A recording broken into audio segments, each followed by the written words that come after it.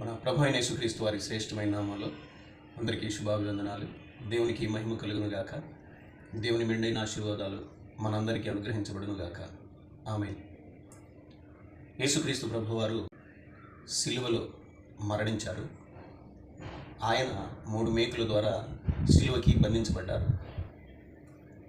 ఆ 3 మేకుల ద్వారా సిలువకి బంధించబడే సమయంలో యేసు ప్రభు ప్రతిఘటించలేదు.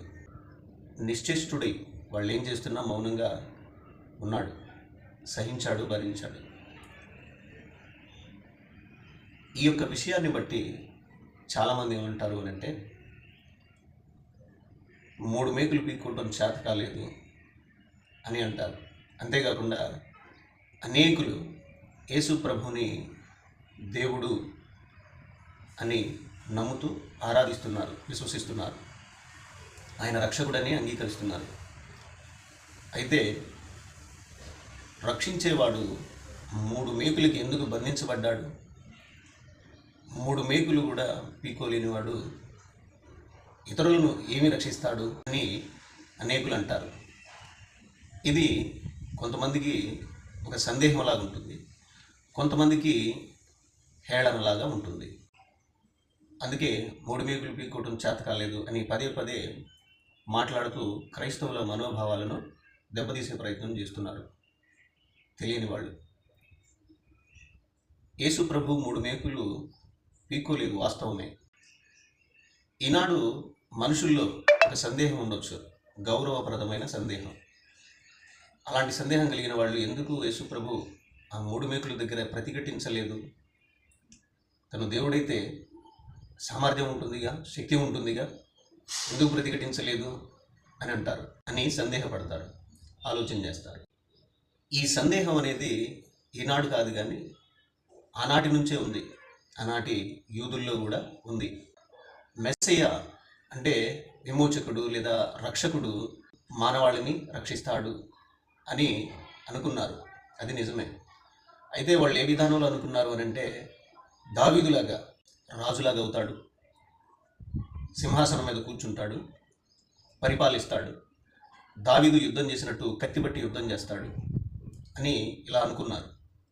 కానీ యేసు ప్రభు దేవుని రాజ్యం గురించి ప్రకటిస్తూ సహనంతో, ఓర్పుతో, పాపులను క్షమించుకుంటూ ఆయన రాజ్యాన్ని ప్రకటిస్తూ ఉంటే ఇతడు ఎలాగూ మెస్సయ్య అవుతాడు అని వాళ్ళు అనుకున్నారు. వాళ్ళు అనుకునేటటువంటి మెస్సయ్య, రక్షకుడు వేరు. దానికి విరుద్ధంగా యేసు ప్రభు ప్రవర్తిస్తున్నాడు, కత్తిబట్టి యుద్ధం చేయట్లేదు. కనుకనే ఆనాటి యూదులు కూడా అంగీకరించాల ఇతడేమి మెస్సయ్య అని. కానీ ఆ మెస్సయ్య యొక్క రాజ్యం అనేది ఈలోక సంబంధమైంది కాదు అనే సంగతి వాళ్ళకి తెలియల. కాబట్టి వాళ్ళు సందేహించారు, ఇతడేమి మెస్సయ్య, ఇతడేమి దేవుని కుమారుడు అని సందేహించారు. కొంతమందిలో ఈ సందేహం వలన యేసు ప్రభుపై కోపం కూడా వచ్చింది. తనను తాను దేవునికి సమానంగా చేసుకుంటున్నాడు అని అనుకుని వాళ్ళు శిక్షించారు, యేసు ప్రభుని మరణానికి అప్పగించారు. చాలామంది మెస్సయ్య అంటే ఏంటి, మెస్సయ్య యొక్క రాజ్యం ఎలా ఉంటుంది, మెస్సయ్య యొక్క పరిపాలన ఎలా ఉంటుంది అని దేవుని వాక్యం ద్వారా అవగాహన పొందుకున్న వాళ్ళు యేసు ప్రభుని మెస్సయ్యగా అంగీకరిస్తున్నారు. ఆ విషయం తెలియని వారు ఇంకనూ ఆయన మెస్సయ్య కాదు అని అంటూనే ఉన్నారు. వాళ్ళు ఇప్పటికీ కూడా యేసు ప్రభుని మెస్సయ్యగా అంగీకరించలేకపోతున్నారు, ఈ రోజుకి కూడా. ఇంకొంతమంది యేసు ప్రభు దేవుడైతే 3 మేకులు పీక్కోవచ్చు కదా అని హేళనగా మాట్లాడుతున్నారు. వాళ్ళు గ్రహించుకోవాల్సిన విషయం ఏంటి అని అంటే యేసు ప్రభు 3 మేకులు ఎందుకు పీక్కోలేదు అనే విషయం గ్రహించుకోవాలి, కారణాన్ని వెతకాలి. అయితే ఇప్పటి నుంచి ఏదో మొన్న నిన్నట్టుగా వినపడుతున్నటువంటి మాట ఏం కాదులే కానీ ఇది ఆనాటి నుంచి కూడా వినపడుతున్నది. యేసు ప్రభు సిలువెక్కినప్పటి నుంచి కూడా నువ్వు దేవుడు అయితే ఆ మేకులు నీకు అడ్డమా అనేటటువంటి మాట హేళనగా ఈ 2000 సంవత్సరాల నుంచి వినపడుతూనే ఉంది. కొత్త మాట ఏమీ కాదు. అయితే మనం గ్రహించుకోవాల్సింది ఏంటి అని అంటే ఆయన దేవుడు, ఆయన దైవత్వము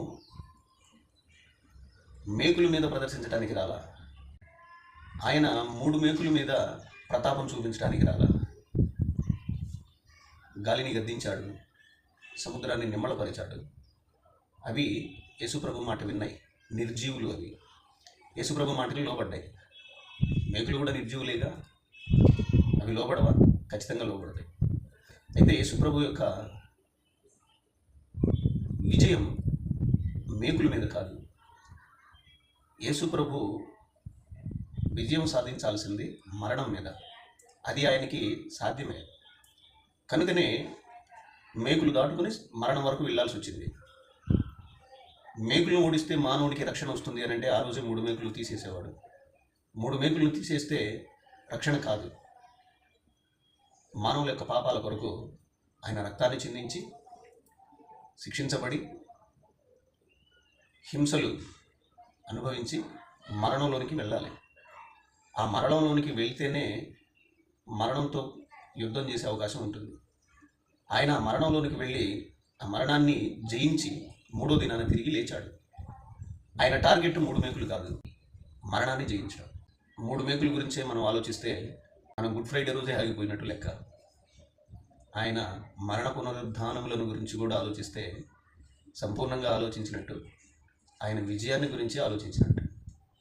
వాస్తవానికి ఆ విజయం మనందరి కొరకు, మనందరిది.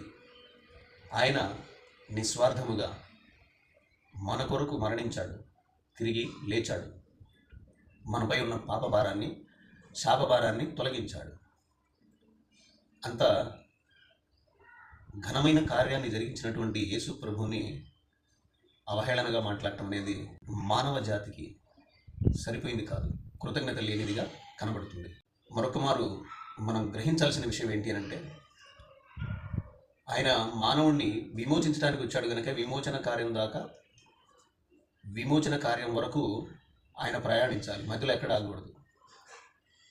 ఆయన ఏ కష్టాన్నైనా కూడా జయించే దేవుడు కనుక వీటన్నిటిని కూడా లెక్క చేయకుండా అసలు సిసలైన మరణాన్ని జయించాడు. మేకుల యుద్ధ అసమర్థుడు అనుకుంటే మరణం యుద్ధ ధీరుడు అనుకోవాలి, ఖచ్చితంగా అనుకోవాల్సిందే. మరి మేకుల యుద్ధ అసమర్థుడు అని మాత్రమే అనడం అది కరెక్ట్ కాదు. అక్కడ ఓర్చుకోవాల్సి వచ్చింది, మనుషుల కొరకే ఓర్చుకోవాల్సి వచ్చింది. కనుక ప్రియ దైవజనాంగమా, మనమందరము కూడా ఒక దేవుని చేత సృష్టించబడ్డాము, ఒక మానవుని ద్వారా ఈ ప్రపంచంలో వ్యాపించాము. ఆ యొక్క సత్యాన్ని గ్రహించలేకుండా ఈ యుగ సంబంధమైన దేవత మానవుల యొక్క మనోనేత్రాలకు గుడితనం కలుగు చేస్తుంది. అపవాదికి అవకాశం ఇవ్వకుండా సత్యాన్ని తెలుసుకొని సత్య సంబంధులై జీవించాలి అని ప్రభువు మనకి తెలియపరుస్తూ ఉన్నాడు.